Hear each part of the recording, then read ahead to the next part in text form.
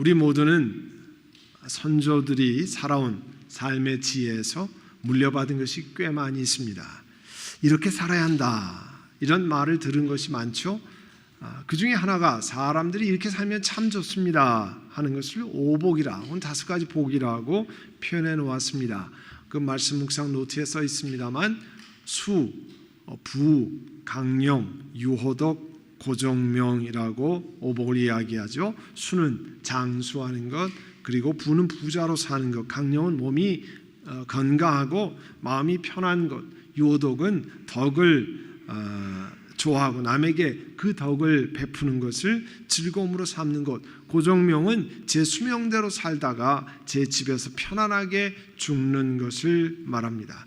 그러니까 우리들이 일반적으로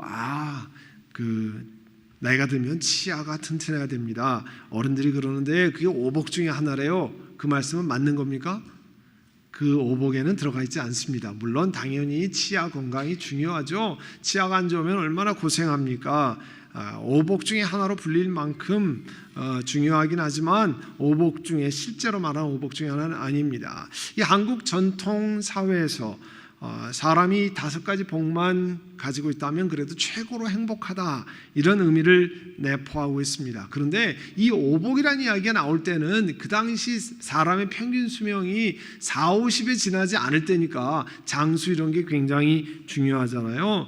지금은 오래 사는 것이 오히려 어려움을 많이 가져다 줄 수도 있는 100세 장수 시대에 살고 있어서 상황이 사실 많이 바뀌었습니다.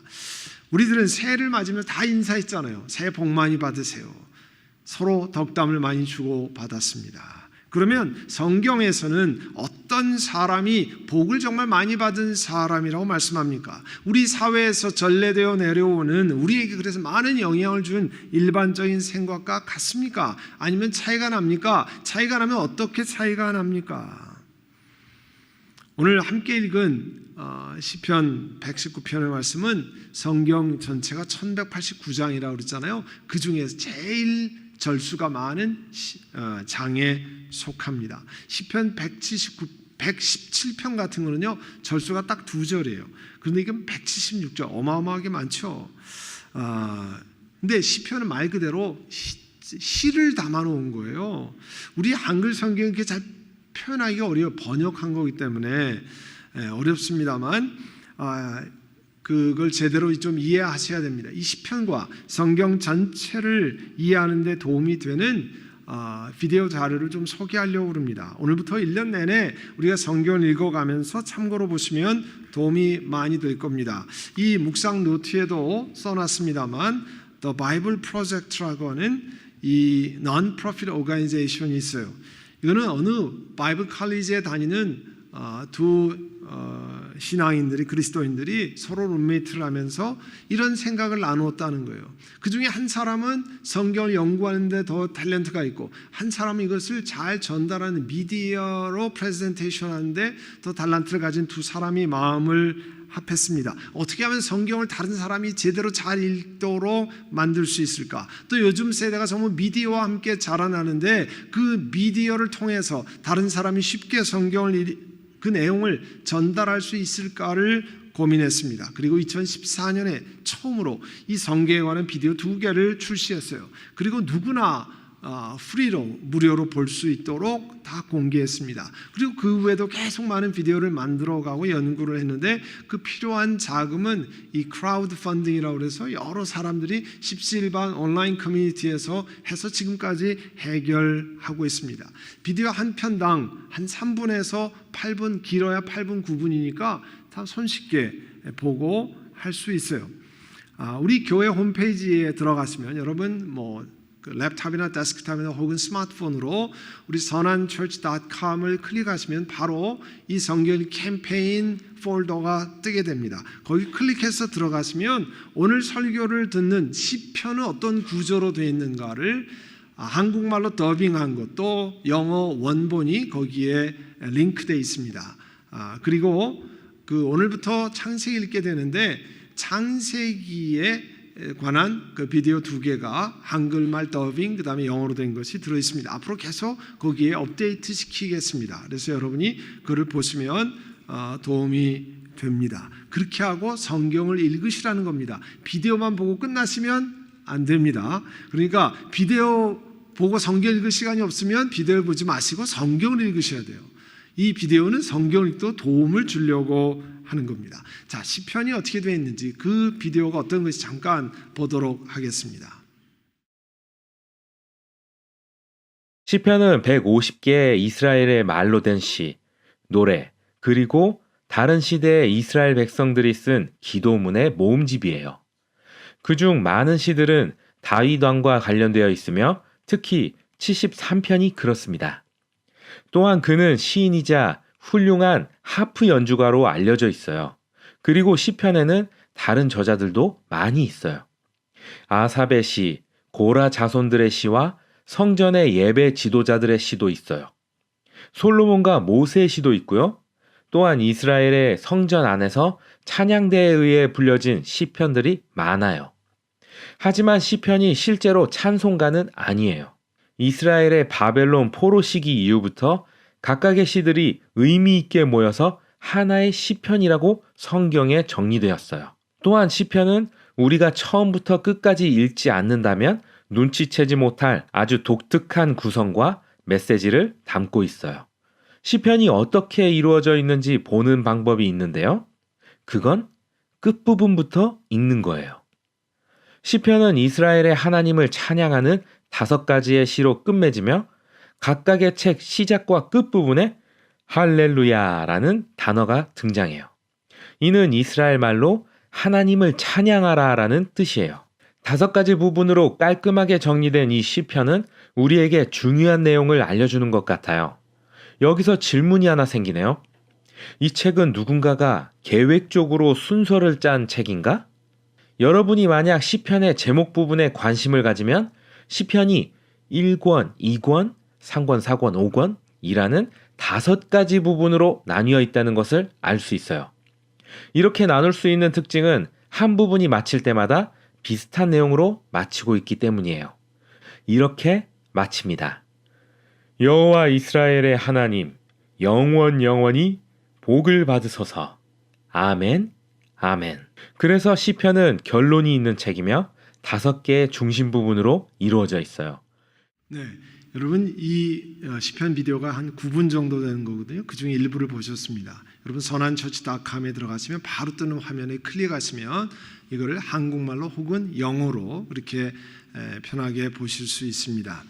자, 오늘 그 시편에 관한 것을 아까 좀 잠깐 아웃라인을 보셨는데 시편 119편을 이 알파벳 아크로스틱 포임이라고 부릅니다. 이게 무슨 뜻이냐면 히브리어에는 자음이 22개가 있어요. 그 22개 우리 가나다라 기억 니은들 하듯이 그 22개의 자음 하나마다 그 단어로 시작되는 8개의 절을 가진, 그래서 22개 자음마다 8개씩이니까 총 그래서 176절이 되는 겁니다. 예를 들면 한국에 가로 시작하면 가로 시작하는 거 8절, 나로 시작하는 거 8절, 다로 시작하는 8절을 하는 거예요. 실제로 여러분 앞에 이 히브리어로 된 성경을 보시겠는데요. 오른쪽에 119장이라고 되어 있잖아요. 이 히브리어는 오른쪽에서 왼쪽으로 써나가요. 왼손잡이들은 아주 편하게 쓰실 수 있는 그런 건데요. 앞에 보면 1절, 2절, 3절, 4절, 5절이 알레프라고 하는 히브리어의 첫 자음이거든요. 그게 그대로 똑같이 있습니다. 6절, 7절, 8절에도 똑같은 자로 되어 있고요.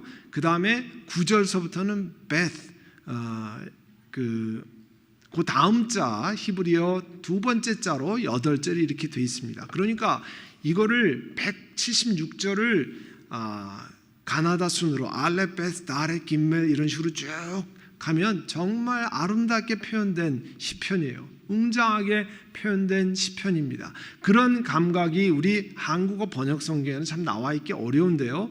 그런 걸 기억하시고 보시기를 바랍니다. 오늘 여러분 말씀 묵상 노트에 보시면 시편에 하나님의 말씀 율법이라는 걸 여러 단어로 다 8개의 단어로 표현하고 있습니다. 그래서 어떤 절에는 율법, 또 말씀, 판단, 증거, 계명, 율례, 법도, 말씀이나 약속 이렇게 표현되는데 이 같은 8절을 한 연, 영어로는 스탠자라고 부르는데 이 8절 안에 각 절마다 전부 다른 단어를 바꿔 썼어요. 참 굉장히 정교하게 기가 막히게 되어 있는 시편입니다. 어떤 연에는 각 절마다 하나님의 말씀이 다 8가지가 다른 단어로 한 절씩 되어 있고 어떤 때는 반복돼서 그렇게 나옵니다.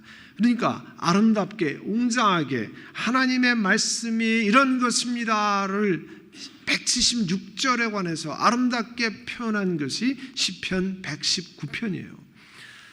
오늘 시편 119편 시작을 1절, 2절 전체를 시작하는 말씀인데요. 사실은 히브리어로 번역하면 이런 뜻이에요. 맨 처음에 복되도다 이렇게 누가 복되냐? Blessed are those. 누가 복되냐는 것을 복되도다 복되도다 선포하고 있어요. 어떤 사람이 복 있는 사람이라고 고백합니까? 우리 전통적인 오복에는 오래 살고 부유하게 살고 건강하게 살고 저한 기한이 죽을 때 집에 와서 편안히 죽는 것, 마음이 편한 것을 복되다고 얘기했는데 그러면 시편 110편 시작하면서 이런 사람이 복되도다 할 때 선언하고 있는데 어떤 것입니까? 물론 성경의 다른 곳에 예를 들면 Sermon on the Mount, 이 산상수훈 같은 데에 복되다는 것이 또 나와 있습니다. 여러 군데로 나와 있지만 오늘 시편 119편에 누구를 복되다고 하느냐 말씀하고 있습니다. 1절에 보시면 그 행실이 온전하고 주님의 법대로 사는 사람 복이 있는 사람이다. 이 그 행실이 온전하다는 뜻은요, 죄 용서를 받고 죄와 상관이 없어진 사람들을 가리킵니다. 그러면 누구를 얘기하는 건가? 자, 우리 지난 12월서부터 대림절을 맞으면서 계속 히브리서를 공부했습니다. 새벽기도 시간에. 근데 히브리서는 유대 전통을 존중하는 히브리권 독자들에게 하나님이 말씀하시는 거거든요. 구약에는 자기 죄를 용서받으려면 황소를 가져와야 됐습니다. 염소를 잡아야 됐습니다. 곡식을 드려야 됐습니다. 그 피를 들고 그 제사장이 성소에 지성소에 들어가야 됐습니다. 그렇지만 우리에게는, 예수 믿는 우리에게는 예수 그리스도가 계신데 하나님이신 예수 그리스도가 이 땅에 오셔서 우리 대신 우리 죄를 다 덮어 쓰시고 십자가에 달리셔서 돌아가신 다음에 3일 만에 부활하셨습니다. 그 예수님은 우리를 하나님 앞에 단번에 영원히 인도하는 그분이시라고 그랬어요. 그래서 히브리서에 그 예수 그리스도를 섬기는 우리가 복되다 말씀하는 겁니다. 바로 그러기 때문에 예수 믿는 이 자리 예배드는 우리가 복된 겁니다. 또 주님의 법을 순종하며 살고 하나님의 증거를 지키는 사람들이 복이 있다 했습니다. 2절에 보시면 온 마음을 기울여서 주님을 찾는 사람은 복이 있다라고 말씀하셨습니다. 하나님 말씀은요, 우리가 세심하게 주의를 기울여서 하나님 말씀을 지키는 사람을 이야기하는 거예요. 여러분이 중요한 일을 할 때는 세심하게 신경을 씁니다. 심지어 체크리스트를 쭉 하고 이게 됐나 다 빠짐없이 다 체크합니다. 그거는 뭘 얘기합니까? 중요한 일이라는 거예요. 하나님 말씀도 중요하게 생각하면 그만큼 세심하게 신경을 쓰셔야 돼요. 그런데 내가 중요한 일엔 신경을 쓰는데 하나님 말씀에 신경을 쓰지 않는다고 하면 나는 하나님 내 몸으로요, 내 마음으로 하나님 말씀은 중요하지 않다라고 선포하는 거예요. 아까 8절 합쳐서 한 연이다. 영어로 스탠자라 이렇게 말씀을 드렸는데요. 이 첫 번째 8구절을 마무리 짓는 제 8절에 이 시편을 쓸 때 이 시편의 기자, 영어로는 사미스트라 이렇게 얘기하는데 이 사미스트가 처해져 있는 상황을 엿볼 수 있는 말씀이 나와요. 나를 아주 버리지 말아 주십시오. 이 얘기는 참 긴박한 상황, 급박한 상황에서 하나님께 나아간다는 것을 알 수 있습니다. 하나님 나를 좀 건져 주십시오. 나를 버려주지 마십시오. 이 얘기는 반어법이죠. 하나님 나에게 개입하셔서 나를 건져 주십시오 고백하는 겁니다. 이렇게 하나님이 자신을 건져달라고 고백하면서 뭘 얘기하냐면 그렇기 때문에 내가 하나님의 말씀을, 하나님의 율례를 내가 지킬 것입니다. 이 시편 전체를 보면요, 이 시편을 기록한 사람이 여러 힘 있는 사람에게 참 고난을 당하고 압제를 당하는 그런 상황에서 참 어렵습니다 하는 것을 이곳저곳에 고백하고 있습니다. 심각한 어려움, 고통 순간을 통과하지만 그러나 하나님의 축복은 하나님의 명령을 지키는 신실한 자에게 함께하고 있음을 말하고 있어요. 야고보서 1장 22절에 말씀을 행하는 사람이 되십시오. 그저 듣기만 하고 자신을 속이는 사람이 되지 마십시오 했습니다. 그러니까 말씀을 머리에 많이 기억하는 것도 필요합니다. 그렇지만 말씀을 많이 기억하고 실천하지 않으면 자기를 속이는 사람이라는 거예요. 또 하나님 말씀을 듣고서 잊어버리는 사람이 아니라 실행하는 사람, 그 사람이 그가 행한 일에 복을 받을 것이라 그랬습니다. 이 신앙생활은요, 행하는 게 중요한 거예요. 그래서 저는 개인적으로 성경 퀴즈 대회를 그렇게 좋아하지 않습니다. 왜냐하면 성경 퀴즈 대회는 메모리 잘하는 사람이 많이 맞추거나 또 많이 해요. 그런데 그렇게 많이 맞추는 거하고 실천하는 거하고는 다른 얘기예요.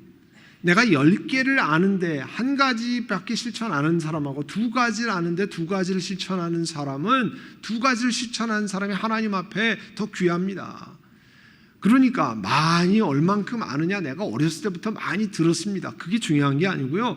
그 말씀을 내 삶 속에 어떻게 실천하느냐가 중요한 겁니다. 왜냐하면 말씀을 행하는 사람이 되십시오. 실행하는 사람이 되십시오. 그 행한 일에 복을 받는다고 그랬습니다. 이렇게 들은 말씀을 실천하는 일환으로 여러분 아까 나누었던 이 사랑을 어떻게 실천할 수 있을까? 여긴 15가지가 서제션 되어 있지만 이거는 리스트고요. 여러분 이것을 엄청나게 확장해서 여러분 삶 속에, 직장에서, 비즈니스에서, 또 여러분 일터에서, 여러분의 이웃에서 얼마든 실천할 수 있는 작은 내용들이 많습니다. 그런 걸 하나하나를 실천해 나가면서 여러분이 하나님의 말씀을 내 삶 속에 기억하게 만드는 거예요. 그리고 이제 9절에 16절까지 히브리어 베스라고 하는 두 번째 자음을 가지고 8절을 만들었는데요. 또 다른 질문하고 있어요. 무슨 질문이야? 우리 인생에서 어떻게 하면 우리가 좀 깨끗하게 살 수 있을까요? 세상에 얼마나 죄가 많습니까? 다양한 템테이션, 유혹이 많이 있습니다. 우리를 타락하게 만드는 이 corrupted 되게 만드는 일이 얼마나 많은지 모릅니다. 그럴 때 우리의 삶을 우리가 어떻게 지켜갈 수 있습니까? 9절에 하나님이 시편 기자를 통해서 답을 주고 계세요. 주님의 말씀은 지키는 길, 그 길뿐입니다. 적어도 이 자리에서 예배드리는 분은 예수님 믿고 신앙생활하기 위해서 선한 목자 교회를 통해서 하나님을 섬기고자 하는 사람들이 출석한 분들입니다. 육체로 우리가 부족해서 실천이 잘 되지 못하는 경험을 하지만 그래도 적어도 제 마음, 우리들의 마음은 하나님 내가 깨끗하게 살기를 원합니다. 죄의 유혹에 빠지지 않고 타락하지 않는 길을 원합니다. 다 여러분 그렇게 원하시잖아요. 원하지 않으세요? 다 원하시죠? 여러분 눈빛이 다 원하는데 대답은 못하고 계시는 압니다. 그런데 사람들이 어떻게 생각하냐면 쉬운 길을 생각해요. 어떻게 하면 지름길이 없을까? 나는 가만히 있어도 저절로 어떻게 신앙생활 잘하는 방법이 없을까? 제가 말씀드리지만 그런 길은 없습니다. 저절로 어떻게 잘 되는 길, 신앙생활 지름길은 없어요. 그러나 하나님의 답은 한결같습니다. 답을 주십니다. 10절에 보시면 뭐냐면 온 마음을 다하여 주님을 찾고 하나님의 계명에서 벗어나지 않게 하는 일이 그래야 하나님의 앞에 그 타락하는 길로 가지 않고 깨끗한 인생을 산다는 거예요. 여러분 온 마음을 다해서 주님을 찾는다는 뜻은 인생의 모든 에리아에서 하나님을 뜻을 구한다는 것을 말씀하고 있습니다. 잠언서 3장 6절에 하나님이 이런 말씀을 주십니다. 내가 하는 모든 일에서 주님을 인정하라. Acknowledge God in all your ways. 모든 일에 하나님을 인정하라. 그러면 하나님께서 내 가는 길을 평탄하게 곧게 해주실 거라. 이 얘기는 뭐냐면요, 여러분이 어떤 분야에서 이건 내가 다 아는 거야, 내가 다 할 줄 아는 거야, 전혀 하나님께 기도할 이유도 없고 하나님께 물을 필요도 없고 내 마음대로 하면 그 에어리아의 주인은 여러분이에요. 하나님을 인정한다는 것은요, 그 애를 하나님, 내가 이걸 감당하기 어렵습니다. 하나님이 주인 되시고 내가 알아도 이것을 이렇게 알게 하신 분이 하나님이십니다. 이런 날리지를 주시고 이런 익스피리언스를 주신 게 하나님입니다. 고백하고, 하나님, 내가 평소에는 이렇게 해왔는데요, 내가 잘합니다. 그러나 하나님 이걸 기뻐하십니까? 이걸 해야 합니까? 아니면 다른 방법으로 바꿔야 합니까? 그렇게 묻는 게 뭐냐면 하나님을 내 삶의 주인으로 인정하는 거예요. 성경은 내 명철을 의지하지 말라고 그랬어요. 내 지혜를 의지하지 말라고 그랬어요. 대신에 11절의 말씀에 보시면 내가 주님께 범죄하지 않으려고 주님의 말씀을 내 마음속에 깊이 간직합니다 그랬어요. 이 말씀 속에 내 마음속에 깊이 간직합니다라는 말은요, 주의 말씀이 너무 소중해서 잘 사용하도록 내 마음속에 보물처럼 간직하고 있다는 거예요. 여러분 지금 다 핸드백이나 주머니에 지갑이 있어요. 여러분 거의 대부분 지갑이 어디에 있는지 다 아십니다. 그죠? 어디에, 어느 주머니, 어떤 분은 이 뒤쪽에, 어느 분은 양복 안주머니, 어떤 분은 주머니 바지에. 저는 거의 대부분 왼쪽 주머니에 제 지갑을 넣고 다녀요. 항상. 그래서 왼쪽 주머니를 딱 뒤져서 없으면 내가 어디 놓고 오는 거예요. 또 여러분 어디에 외국에 여행 가시면 패스포드랑 지갑을 주의하라고 그러잖아요. 특별히 소매치기가 유명한 유럽의 어느 나라에 가면 늘 내 앞에다가 물건을 두라고 그러잖아요. 그리고 가끔 이렇게 두드려 보지 않으세요, 여러분? 있나 없나. 왜냐하면 그렇게 되니까. 제가 한 번은 회의 때문에 이 프랑스 파리에 갔는데요. 파리에서 지하철을 혼자 타게 됐어요. 사람들이 붙으면 조심하라고 그래가지고 계속 이렇게, 이게 지갑이 제대로 있나, 패스포트가 있나. 왜 그래요? 중요한 거니까. 중요치 않은 거면 잊어버리면 무슨 상관이 있습니까? 여러분, 그런데 하나님 말씀을 그렇게 내가 하나님 말씀이 내 마음 가운데 있는가 여러분 두드려 보시면서 다닙니까? 어디에 있는지 생각하면서 다니십니까? 돈 지갑은 그렇게 하는데, 패스포트는 그렇게 하는데 하나님 말씀은 그렇게 안 하잖아요. 하나님 말씀을 우리 가슴속에 깊이 간직하는 방법 가운데 하나가 주일 예배 시간마다 나누는 이 묵상 노트예요. 설교 아웃라인 노트를, 여러분 이거 읽고 여기에 노트하고 이거 보고 기말 시험 보지 않잖아요. 옛날 학기말 시험 보는 게 생각이 나서 노트하는 거 싫어, 난 싫어, 이런 거 그렇게 하실 수 있지만 여러분의 영적인 유익을 위해서 필요한 만큼 노트를 하세요. 그리고 이것을 다시 보고 주중에 10분, 15분 시간이 나면 이걸 한번 보세요. 그러면 그때 주시는 하나님 말씀을 다시 기억할 수 있습니다. German psychologist 가운데 헤르만 에빙하우스라고 하는 분이 있어요. 이분이 새로운 것을 우리가 learning하면, 학습을 하면 시간이 지남에 따라 내 기억 속에 얼만큼 남아있느냐를 연구했어요. 그래서 이야기한 것이 에빙하우스의 The Forgetting Curve예요. 망각곡선인데 한번 보세요. 그가 말하는 망각곡선은 뭐냐면 새로운 것을 배우면 10분이 지나면 망각이 시작된다는 거예요. 잊어버리는 게 시작된다는 거예요. 1시간만 지나면 10개를 들었는데 4개 겨우 기억할까 말까요. 그러니까 여러분이 주일날 설교를 듣고 식사하고 나면 잊어버리는 거는 정상적인 거예요. 다 그렇습니다. 또 그게요, 좀 더 시간이 지나면, 하루가 지나면 one day 써놨잖아요. 33%만 기억돼요. 10개를 들으면 3개만 겨우 기억돼요. 그러니까 무슨 말이냐면 의지적인 반복 학습이 없으면 기억한 내용이 시간이 지나면 20%도 기억이 안 나요. 자, 여러분 설교를 통해서 하나님 말씀 주신 것을 잊어버리기로 작정하려면 어떻게 하시면 되는 줄 압니까? 잊어버리기로 작정하면 그냥 가만히 계시면 됩니다. 가만히 있으면 자동적으로 잊어버리게 돼 있어요. 그러나 내가 이 하나님 주신 말씀을 귀하고 잊어버리지 않으려면 다른 어떤 일을 행해야 돼요. 반복을 해야 돼요. 아이들처럼 복습을 해야 돼요. 그걸 돕기 위해서 하나님 말씀 묵상하는 노트를 드리는 겁니다. 내 마음에 하나님 말씀을 기억할 수 있어야 어떤 일을 만나면 하나님의 인도를 구할 수 있지 않겠습니까? 여러분 중요한 일을 만나고 어려운 일을 만나는데 하나님 말씀이 생각이 나야 하나님 말씀에 의지하고 하나님께 의지할 거 아니겠어요? 그런데 하나님 말씀 마음에 두지 않았는데 무슨 재주로 하나님 말씀이 생각이 납니까? 여러분 운동하실 때 도구로 하는 운동이 있어요. 핑퐁, 탁구는 라켓이 있어야, 테니스도 라켓이 있어야 됩니다. 또 골프는 아이언이나 우드 드라이버가 있어야 돼요. 그런데 그 가르치는 사람이 뭐라고 얘기하냐면 늘 이 도구로 하는 운동은 그 팔과 이 드라이버나 혹은 라켓이 하는 그 궤적이라고 그러죠. 그런 것을 잘 머슬이 기억해야 된다는 거예요.